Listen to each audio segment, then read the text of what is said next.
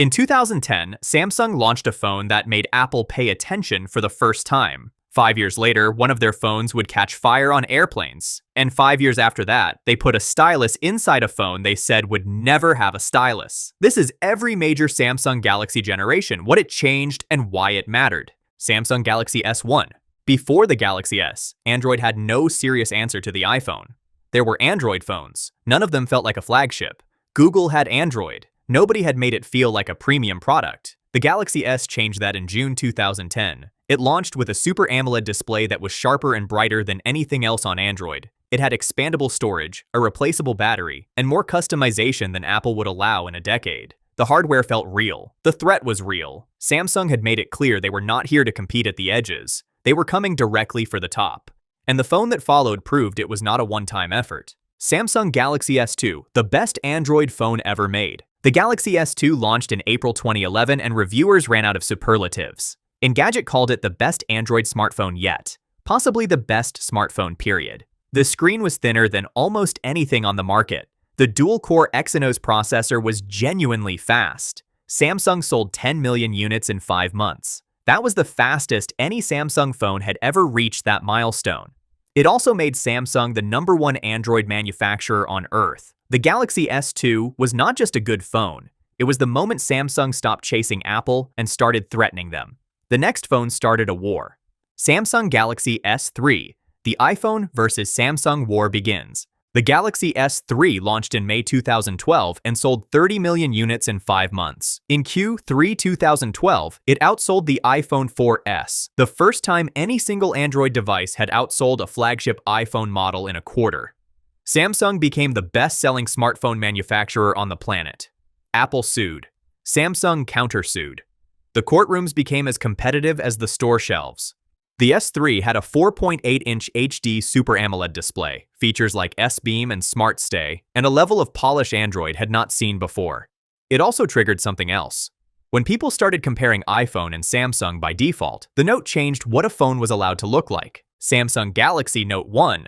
Everyone laughed, then everyone copied. Samsung announced the Galaxy Note in August 2011 with a 5.3-inch display and a built-in stylus. The reaction was immediate and almost entirely mockery. Who would want a phone that looked like a small tablet? Who needed a stylus in 2011? Samsung sold 10 million Notes in the first 5 months anyway. The S Pen was not a gimmick. You could take handwritten notes, sign documents, sketch, and annotate directly on screen. Business users, artists, and students adopted it immediately. The Note invented the phablet category. Within 2 years, every major phone manufacturer had a large screen device. Within a decade, Samsung would bring the S Pen into the Galaxy S Ultra itself. The Galaxy S4 tried to add everything else. Samsung Galaxy S4. Too many features, not enough purpose. Samsung packed the Galaxy S4 with more software features than any phone had ever shipped with.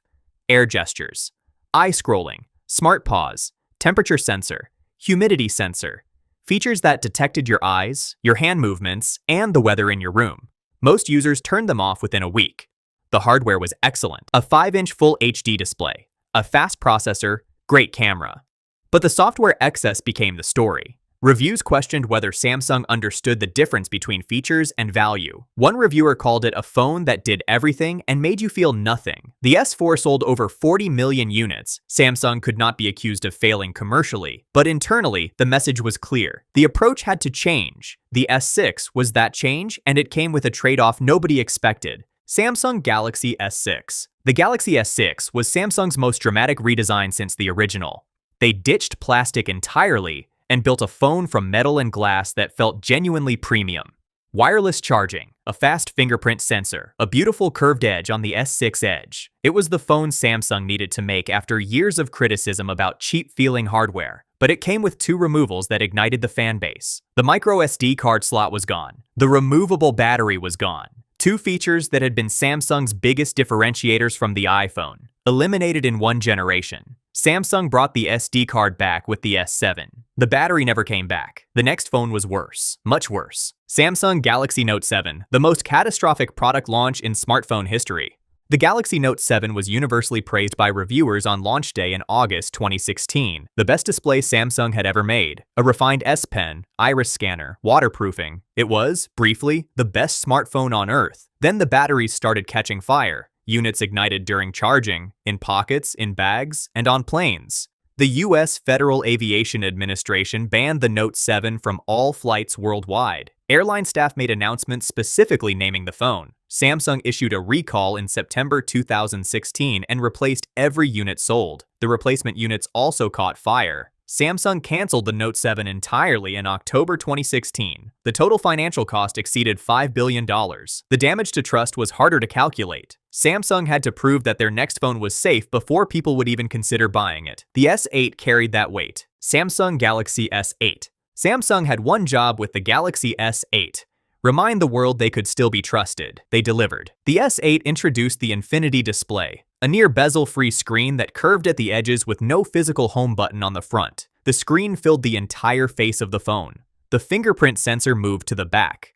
The display ran edge to edge. It was the most significant phone redesign in years, from any manufacturer. Samsung also launched Bixby, their voice assistant, alongside it. Bixby was not universally loved. The Infinity Display was copied by every major phone maker within 2 years. The S8 did not just recover Samsung's reputation, it defined what a premium phone looked like for the rest of the decade. And the next move was a completely different category of risk.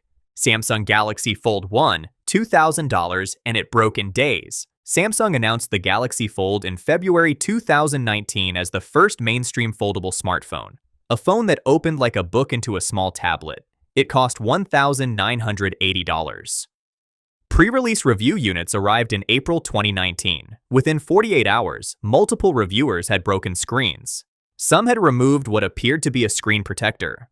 It was not a screen protector. It was a structural layer required for the display to function. Others reported hinge failures and screen defects without touching anything. Samsung delayed the launch and spent months rebuilding the hinge and display design. The Fold eventually launched in September 2019. Samsung had proven the concept existed. They had not yet proven it worked. That would take a few more generations. Samsung Galaxy S20 Ultra. The Galaxy S20 Ultra launched in February 2020 and introduced Space Zoom, 100 times magnification. Samsung demonstrated it by photographing the moon in extraordinary detail. The images were stunning and immediately became marketing gold. Questions started in 2021 when users noticed that the moon photos seemed too sharp for the hardware involved. In March 2023, a Reddit user proved the issue in a controlled test. They displayed a heavily blurred, low-resolution image of the moon on a computer screen and photographed it with a Samsung Galaxy device. The phone produced a detailed, crisp image of the moon with craters visible. Detail that was not in the original image. Samsung confirmed they use AI Scene Optimizer to detect the moon and apply a detail-enhancing process. The photos were not purely optical. The AI was adding texture the camera could not actually capture. Samsung called it computational photography. Users called it misleading. The debate over AI in smartphone cameras has not stopped since. Samsung Galaxy Z Fold 3. Folding phones become real. 2 years of hardware improvements changed the conversation around foldables. The Galaxy Z Fold 3 was the first folding phone that felt like a product rather than a prototype. It was officially water-resistant. The hinge was rated for 200,000 folds. The S Pen worked on the inner screen. The crease in the display was reduced but not eliminated. It was still expensive at $1,799. But for the first time, reviewers started recommending it to real people with real use cases. The Fold 3 did not make foldables mainstream. It made them believable. And the S22 Ultra did something Note fans had been waiting years for. Samsung Galaxy S22 Ultra. The Galaxy Note series ended in 2020. Samsung folded S Pen support into the Galaxy S Ultra line instead. But the S21 Ultra had S Pen support without a built-in slot for the pen. You had to carry it separately. The Galaxy S22 Ultra fixed that. The S Pen slid directly into the body of the phone. The design echoed the Note almost exactly. Flat sides, squared corners, built-in stylus slot. Samsung never called it a Note. Every Note user knew exactly what it was. The Ultra had absorbed everything the Note stood for. The series did not die. It got upgraded, and the next generation added something no Samsung phone had done before. Samsung Galaxy S24 Ultra. The Galaxy S24 Ultra launched in January 2024 with Galaxy AI built into the operating system. Real-time call translation. The phone translates spoken conversations live, both sides hearing their own language. Circle to search. Draw a circle around anything on screen and Google searches it instantly. Live translate in messages. AI-powered note summarization. Generative photo editing. The S Pen was still there. The camera was still excellent. But for the first time, the headline feature was not the hardware at all. It was what the software could do with the world around you. Samsung had spent 14 years building the best Android hardware.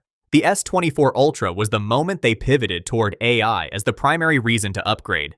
What's next? Samsung killed the Note, but the S Pen lives in every Ultra. The large screen the Note pioneered is now an industry standard. The foldable phones that everyone laughed at in 2019 are now on their 5th generation. Folding phones are still expensive. The creases are still visible, but they are no longer fragile experiments. They are real products for real people. No other phone company has experimented as aggressively as Samsung. Some experiments failed publicly and expensively. The Note 7 Fire, the Galaxy Fold screen that broke before launch, the S6 feature removals that infuriated their most loyal users. But Samsung recovered every time. That is not luck. That is the one pattern that runs through every generation on this list. Samsung absorbs the failure, rebuilds, and comes back with something that defines the next era. The question going forward is not whether they keep experimenting. It is whether the AI-first, foldable mainstream pivot lands before the competition gets there first. The operating system running on every Samsung phone on this list has its own story. Every Android version explained it is on screen now.